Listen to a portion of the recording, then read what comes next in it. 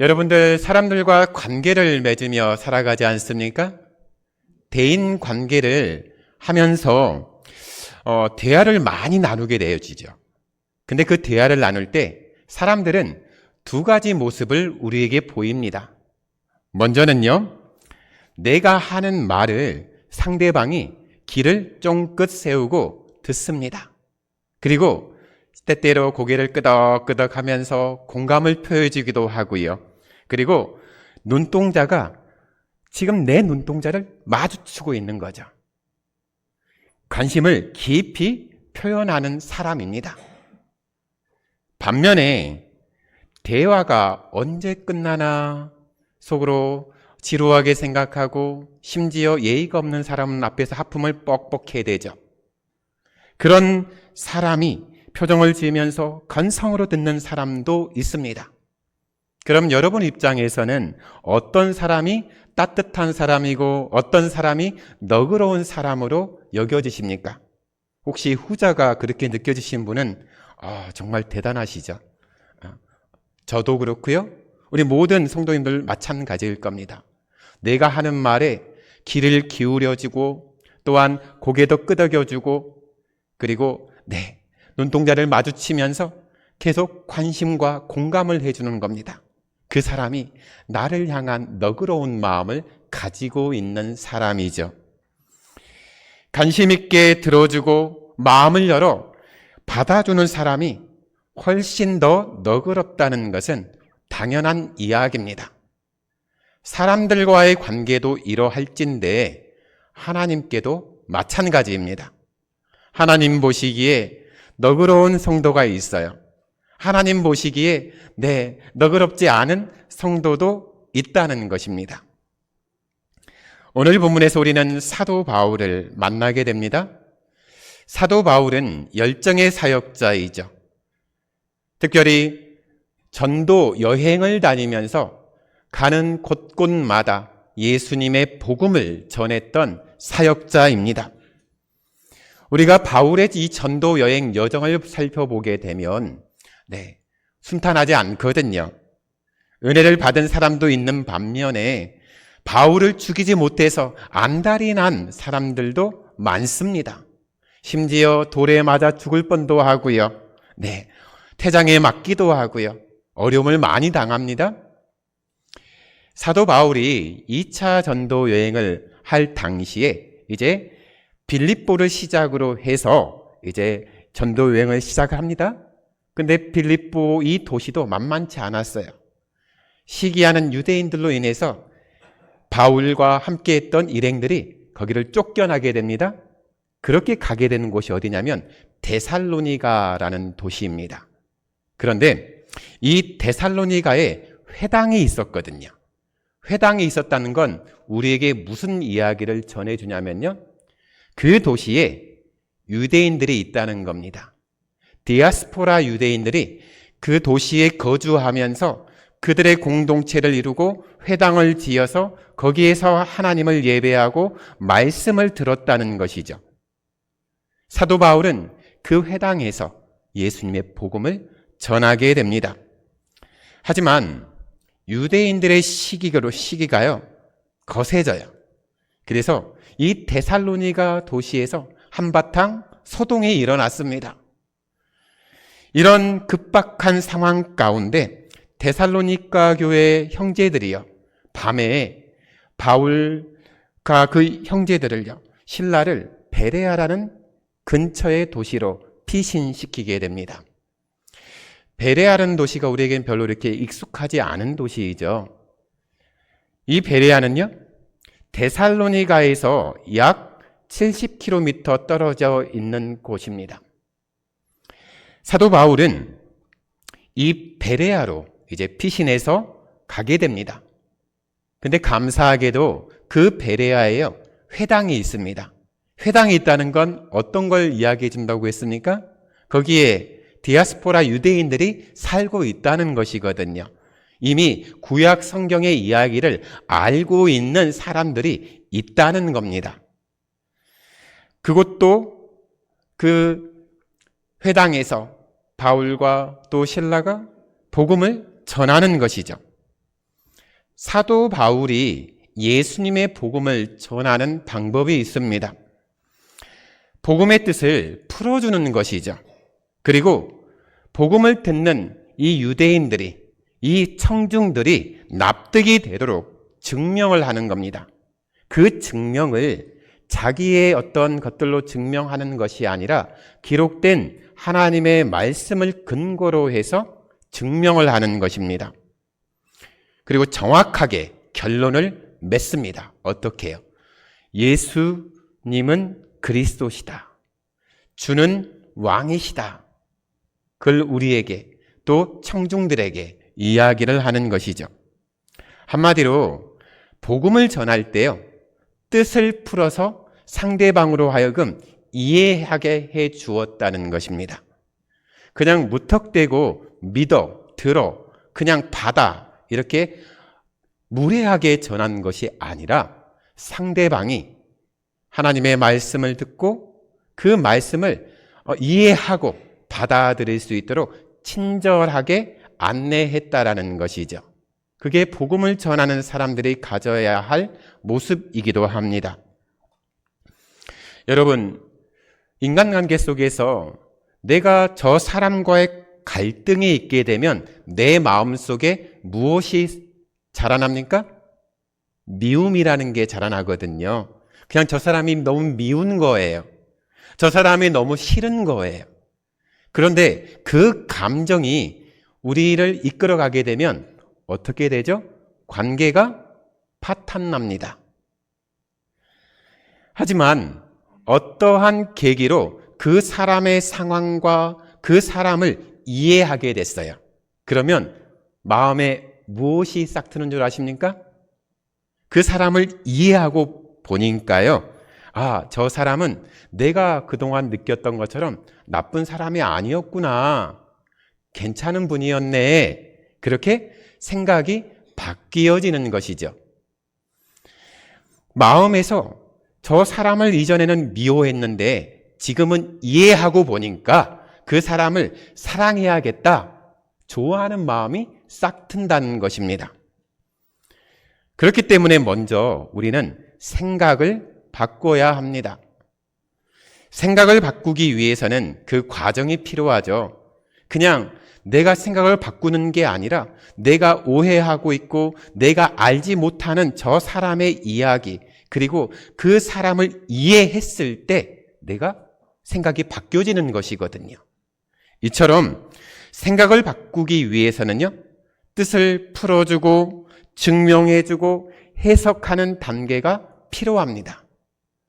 그것이 전제가 된 다음에 이제 감정적인 반응이 나오는 것이죠. 저 사람 내가 잘못 봤네. 예전에는 차갑고 딱딱하게 봤는데 겪어보니까, 이해하고 보니까, 저 사람의 이야기를 듣다 보니까 따뜻한 사람이었네. 겉으로는 차가운 것처럼 얘기하지만 그 마음은 따뜻한 온기가 품어 있는 사람이었네. 그렇게 이야기하지 않습니까? 우리가 이해하고 나면 감정은 자연스럽게 따라옵니다. 이해하면 그렇게 된다는 것이죠. 하나님과의 만남도, 말씀을 대하는 우리의 마음도 똑같습니다. 하나님의 말씀이 좀 어렵게 다가올 수 있거든요. 그런데 그 하나님의 말씀을 풀어주고 해석함을 통해서 깨닫게 되어지잖아요. 그러면 하나님의 말씀이 이해가 됩니다. 하나님의 말씀이 이해가 되니까 그때서야 비로소 나를 향한 하나님의 마음을 깨달을 수 있는 것이죠. 하나님의 마음을 깨달으면 그 다음에 우리의 마음에 감격이 넘치지 않습니까? 내 마음이 기쁩니다. 내 마음이 너무 감사가 넘치는 것이죠. 항상 이해하고 그 다음에 감정이 뒤따라 온다는 것입니다. 오늘 본문에서 베레아 사람들은 데살로니가 사람들보다 더 너그러운 마음을 가졌다, 이렇게 칭찬하고 있습니다. 왜냐하면 하나님의 말씀을 대하는 이 베레아 사람들이 특별한 태도를 보였기 때문입니다. 베레아 사람들은 기꺼이 하나님의 말씀을 받았습니다. 이는 구체적으로 어떤 태도를 말하는 것일까요? 그것은 먼저 주의 깊게 말씀을 듣는 것에서 시작됩니다. 말씀을 들을 때는 다른 잡다한 생각을 하지 않는 것이죠. 혹시 지금 이 시간에도 집에 두고 온 뭔가를 생각하고 계신 분이 있으신가요? 또한 예배 끝나고 만나야 할 그런 만남들에 지금 관심이 쏠려 있는 분들이 계시나요? 말씀을 들을 때는 다른 잡다한 생각을 내려놓는 것입니다. 말씀에 집중하는 것이죠. 또한 자신의 생각을 하나님의 말씀에 복종시켜야 합니다. 많은 경우 하나님의 말씀을 들으면서도 자신의 생각을 고집합니다. 때로는 자기 판단과 경험에 부합되는 말씀만 취사 선택해서 받으려고 합니다. 성경 말씀을 읽을 때도 그냥 안 읽죠. 그냥 딱 봤을 때 은혜가 되는 말씀만 골라서 봅니다. 물론 그것도 참 감사하죠. 하지만 신앙이 성숙한 데는 한계가 있습니다. 제가 예배 때마다 이제 오후 주일 찬양 예배도 수요 예배도 금요 기도회 때도 어떻게 설교하고 있습니까? 성경의 한 책을 선택해서 계속 순차적으로 쭉 진행하고 있지 않습니까? 때로는 한 본문을 선택했는데 어떻게 이걸 전해야 될지 막막한 본문도 있어요. 하지만 그럼에도 불구하고 순서대로 쭉 갑니다. 그 이유가 무엇입니까? 말씀을 전체를 봐야 하기 때문에요. 내가 좋아하는 말씀, 내가 딱 봤을 때 은혜가 되는 그 구절만 색칠하고 보는 게 아니라 그 모든 전후 문맥과 이야기를 함께 살펴보자는 의미가 담겨져 있습니다. 자기가 원하는 말씀만 취하려고 하다 보면 하나님의 뜻을 온전히 깨닫기 어렵습니다. 사도 바울은 하나님의 말씀을 경청할 때 믿음이 생긴다, 이렇게 우리에게 말씀하고 있습니다. 그러므로 하나님의 말씀을 대할 때마다 활짝 마음을 여시기 바랍니다. 목마른 사슴이 물을 찾는 간절함이 있죠. 목이 마르니까, 살아야 되니까. 그런 간절한 마음으로 하나님 말씀에 집중해 보시기 바랍니다. 이런 올바른 믿음, 이 올바른 태도 안에서 하나님의 말씀이 뿌리 내릴 수 있는 것이죠. 그 상황에서 우리의 믿음이 성장합니다. 베레아 사람들은 바울이 전하는 복음 앞에서 너그러운 태도를 보였다고 말씀드렸습니다. 그들은 바울이 전하는 복음을 편견 없이 간절함으로 들었습니다. 선입견 없이 경청하는 태도를 보였다는 것입니다. 이는 베레아 사람들이요, 지금 자기들에게 복음을 전하고 있는 그 바울의 말을 무조건 믿었다는 뜻이 아닙니다. 그들은 사도 바울이 전한 복음을 무조건 논쟁의 대상으로 삼지도 않았습니다.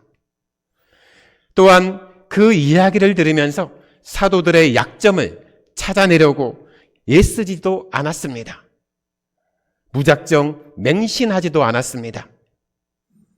베레아 사람들의 모습을 보게 되면요, 사도 바울이 전하는 복음을 듣는 그 태도가 하나님의 말씀의 뜻을 더 자세히 알고 싶어하고 확실히 알고 싶어하고, 그래서 날마다 성경을 읽고 묵상하고 상세히 연구하는 태도를 끊임없이 이어갔다는 것입니다. 바로 그 모습이 너그러운 모습과 함께 하나님 말씀을 상고하는 자의 태도이죠. 이런 태도야말로 예수님이 복음서에서 이야기한 씨 뿌리는 자의 비유가 있지 않습니까? 거기에서 말씀하신 좋은 땅에 같은 마음입니다. 베레아 사람들은 말씀을 받고 하나의 질문을 던지고 있습니다. 오늘 본문에서는 그 질문을 이것이 그러한가, 그렇게 표현되어져 있습니다. 바울이 전하는 이 복음의 말씀이 과연 받아들일 만큼 타당한가? 그런 물음입니다. 이것이 그러한가라는 이 구절을요, 영어 성경의 번역본으로 보게 되면 바울이 말한 것이 진짜인지를 성경을 통해 살폈다, 이렇게 해석할 수 있거든요. 먼저 사도 바울이 복음을 전할 때 그냥 전한 게 아니라요, 구약 성경을 근거해서 논리적으로 복음을 전했습니다. 서두에 말씀드렸습니다. 이 베레아에서 복음을 전한 장소가 어디라고요? 회당이라고요.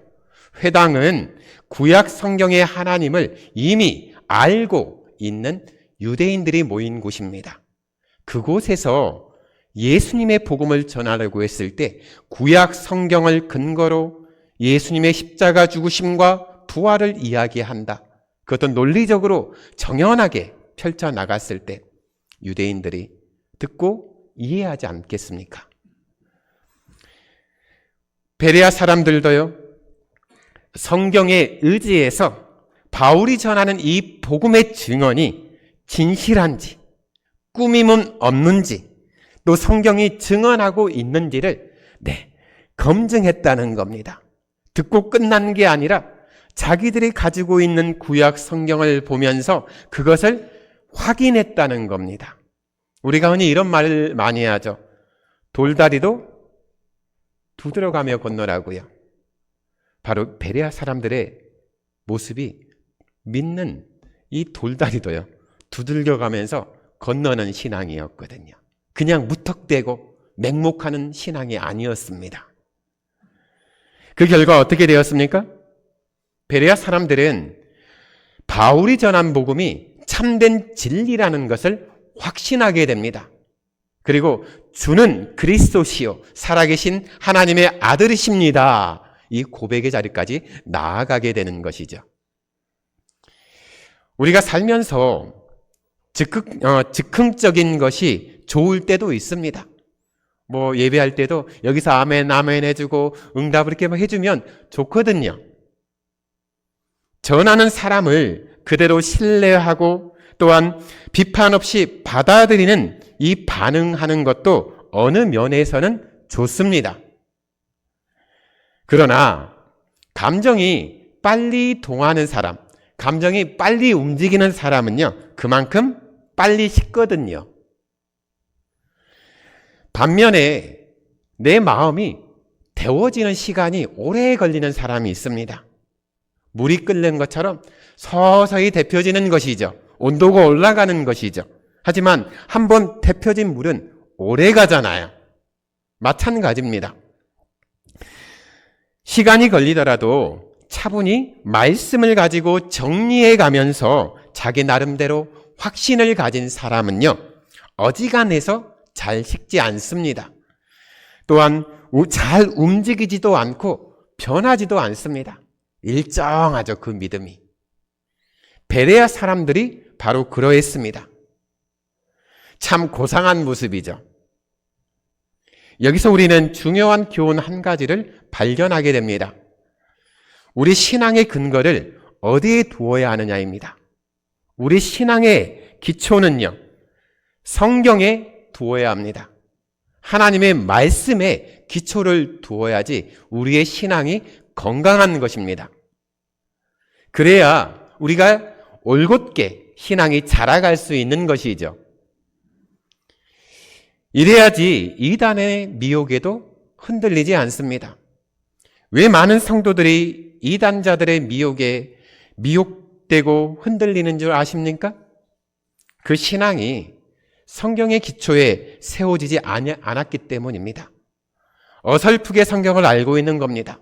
그리고 자기 생각, 자기가 경험했던 신비한 체험 등을 바탕으로 그 믿음을, 그 신앙을 세웠기 때문에 이단들의 그런 달콤한 그리고 그럴듯한 가르침에 혹하게 되는 것이죠. 혹시 이곳에 신천지 성도들에게 꼬임을 받아서 들어가 교육을 받아보신 분들이 있습니까? 아주 재밌죠? 비유풀이, 짝풀이, 성경을 이렇게도 재밌게 가르치는구나. 교회에서 가르쳐 주지 않는 우리 목사님도 모르는 것들을 여기에서는 이렇게 가르쳐 주는구나. 열광을 하시지 않았습니까? 하지만 왜 이단입니까? 처음부터 끝이 다 다르거든요. 하나님의 말씀을 자기 입맛대로 그냥 짜집기 하고 자기 멋대로 자의대로 해석하고 그것을 적용하는 것은 하나님의 말씀을 모욕하는 것이거든요. 그런데 많은 성도들이 그 가르침에 넘어갑니다. 그리고 심지어 교회를 등지고 교회를 대적합니다.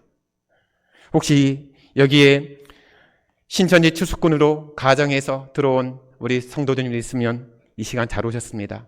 회개하시면 됩니다. 빨리 올바른 신앙 안에서 다시 그 생각을 바꾸시기 바랍니다. 베레아에 전해진 이 복음으로요, 많은 유대인들이 예수님을 영접했습니다. 그뿐인가요? 많은 헬라인들, 귀부인들, 그리고 헬라인 남자들이 예수님을 주로 영접하는 그런 은혜가 이어졌습니다. 그런데 이 기쁜 소식을요, 어떻게 들었는지 데살로니가 사람들이 알게 됐어요. 그 도시에서 소동을 피워서 사도 바울과 신라를 도망치고 쫓겨나게 했잖아요. 그런데 그 데살로니가 사람들이 이 소식을 듣고요, 이 베레아까지 쫓아와요.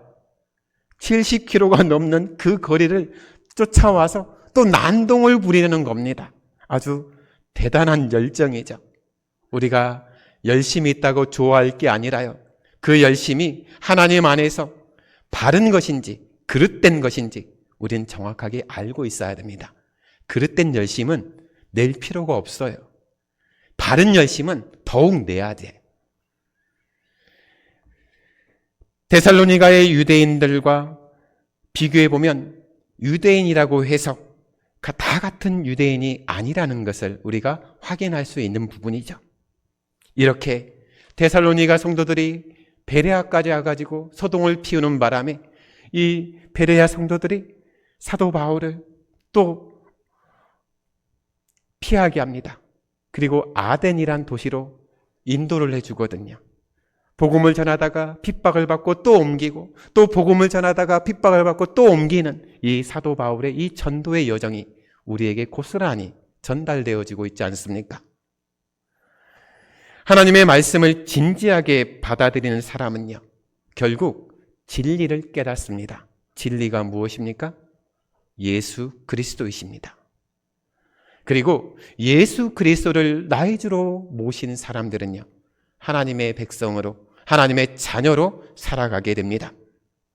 우리가 얼마나 하나님의 말씀에 대해 진지하게 대하고 있는지 돌아보시기 바랍니다. 그러지 못했다면 이 시간 회개하시고 돌이키시기 바랍니다.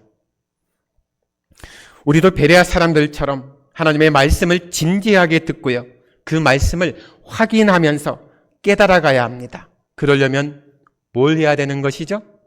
성경을 읽어야 됩니다. 주일에 앞에서 담임 목사가 전하는 그 이야기만 듣고 홀라당 가버리게 되면 그 믿음이 자라지 않습니다. 성경을 펴야 됩니다. 제가 영적 체질 개선을 위한 거룩한 부담 프로젝트를 발표하지 않았습니까? 작년 11월, 12월, 올 1월에 걸쳐서 계속 교회 공동체를 위해서 기도했던 시간이 참 많았습니다. 그때 다시 무너진 재단을 쌓아야겠다는 확신이 들었거든요. 말씀을 읽읍시다, 기도합시다, 그리고 예배 자리를 지킵시다, 그거거든요. 당연한 이야기잖아요. 그리스도인이라면, 우리가 성도라면 당연히 해야 되는, 하지 말라고 해도 해야 되는 당연한 것입니다. 하지만 언제부터인가 이 당연한 게 되지 않는 상황이 점점 우리 앞에 펼쳐지고 있습니다. 그런 상황 속에서 우리가 다시 일어서길 원하는 거거든요. 오늘날 너무나 많은 사람들이 너그럽지 못한 태도로 말씀을 듣고요, 또한 성경을 대합니다. 혹시라도 집에서 성경책을 한 번도 펴지 않아서 교회 오기 전에 위에 먼지를 털고 오시는 분이 있습니까? 아니면 성경책이 어디에 있지 주일에 막 찾다가 못 찾고 오신 분도 있습니까? 성경은 주일 예배 때 나와서 보는 책이 아니라요, 여기서도 보고요, 여러분 삶의 자리에서 계속 펼쳐서 읽어야 되는 책입니다. 너무 말씀과 성경에 대해서 소홀합니다. 무관심합니다. 시간도 투자하지 않습니다. 조금만 어려우면요, 그냥 덮어버리는 것이죠. 설교를 할 때도 너무 어렵다 싶으면 그냥 길을 닫아버리는 것이죠. 그렇게 말씀에 반응하는 오늘 본문의 이 베레아 성도들의 이 선한 태도와 열정은 우리에게 귀한 도전을 주기에 충분합니다. 설교를 듣고 그 말씀을 스스로 확신할 때까지 계속 성경의 말씀을 가지고 씨름하는 것입니다. 우리가 소에 대해서 소가 풀을 뜯어먹고 나서 우물우물 씹잖아요.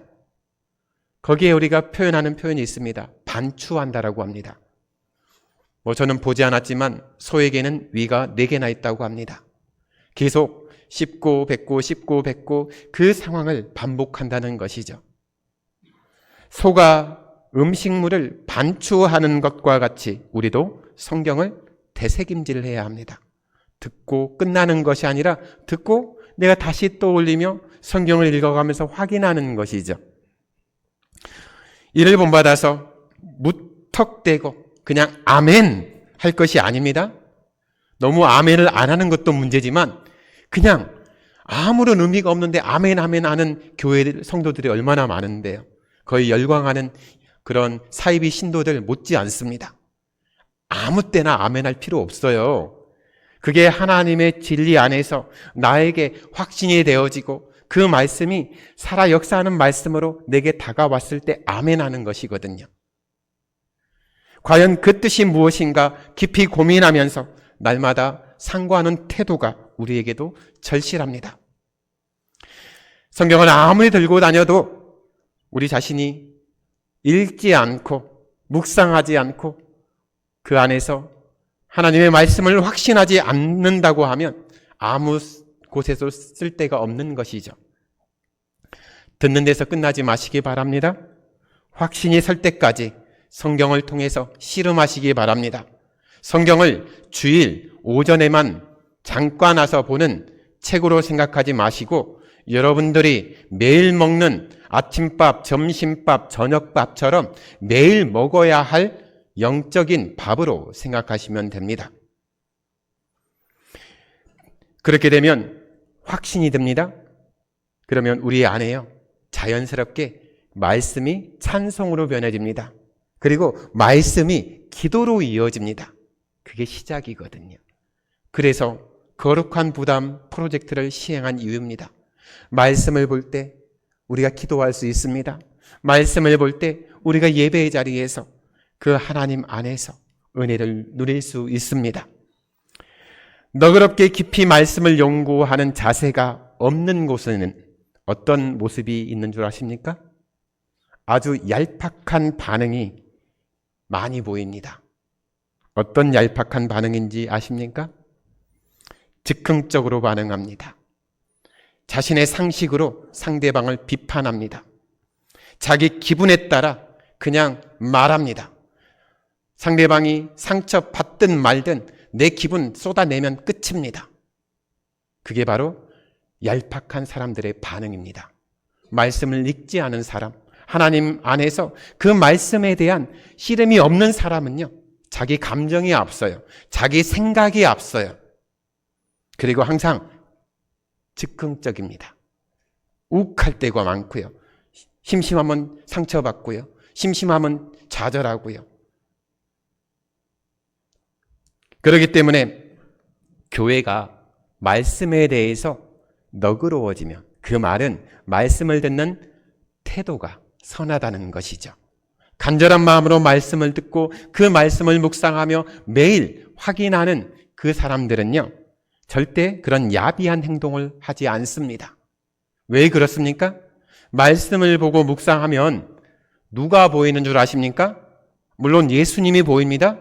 그런데 예수님을 볼 때마다 누가 보이냐면요. 내 자신이 보여요. 나의 약함이 보여요. 나의 부족함이 보여요. 그렇기 때문에요. 내 눈에 들보가 있기 때문에 옆 사람의 눈에 낀 티끌이 보이지 않는 겁니다. 그래서 말씀을 읽는 사람은 말을 함부로 하지 않아요. 말씀을 읽고 묵상하는 사람은 감정적으로 대응하지 않아요. 우리 양전교회가 말씀을 깊이 묵상하는, 그리고 말씀을 계속 듣고 또 생각하고 또 연구하는 그 시간을 통해서요. 다른 사람을 보지 마시고 내 자신을 보시기 바랍니다. 그러면 은혜가 넘쳐요. 상대방의 연약함도 품어줄 수 있어요. 왜요? 나는 저것보다 더 심한 죄를 가지고 있거든요. 부족함을 가지고 있거든요. 교회가 성숙하기 위해서는 먼저 이 말씀의 자리에 우리가 서 있어야 됩니다. 우리가 생활하면서 참 많은 문제들을 만나지 않습니까? 그 부딪히는 문제들 속에서 자기 경험, 자기 방식 대신에 하나님의 말씀대로 순종하시기 바랍니다. 그러면 우리가 받은 말씀이요, 참된 하나님의 진리라는 것을 깨닫게 되고요. 그게 축적이 되어집니다. 하나님은 신실하시다. 하나님은 사랑이 많으시다. 하나님은 여전히 나를 끌어안고 나를 아끼시는 아버지 하나님이시다. 그게 계속 이어지는 것이거든요. 만약 오랜 신앙생활을 하면서도 이런 영적인 성숙을 경험하지 못해 답답하다면 이제부터라도 늦지 않았습니다. 거룩한 부담에 동참하시기 바랍니다. 하나님의 말씀을 공부하고 읽고 그 말씀대로 구체적인 적용을 해 나가시기 바랍니다. 적용은 나에게만 하는 겁니다. 말씀 읽고 은혜 받아가지고 상대방에게 적용하면 안 돼요. 말씀을 읽고 은혜를 깨달았으면 그것을 나에게 적용하는 겁니다. 꼭 기억하시기 바랍니다. 꼭 말씀의 은혜 받고 밖에 나가서 이래요. 오늘 말씀은 너 들으라고 한 말씀 같아. 아니에요. 나에게 주시는 하나님의 말씀입니다. 절대로 내가 받은 은혜와 깨달은 것을 다른 사람에게 적용하는 우를 범하지 않기를 바랍니다. 베레아 사람들은 하나님의 말씀을 경청하고 연구했습니다. 말씀에 대한 이 선한 태도로 인해서 그들은 영적으로 건강하게 성숙했고요. 또한 영적으로 그런 행복한 공동체를 이루었습니다. 그래서 데살로니가 사람들보다 더 너그럽다 이렇게 칭찬받지 않았습니까? 우리가 말씀을 아는 것만큼 우리는 하나님을 아는 것입니다. 말씀에 순종하는 것만큼 하나님을 사랑하는 것입니다. 우리 양전교회 모든 성도님들이 말씀을 가까이 함을 통하여서 하나님을 사랑하는 사람, 또 하나님과 동행하는 기쁨이 넘치는 우리 행복한 믿음의 공동체가 되시길 주님의 은혜로 축원합니다.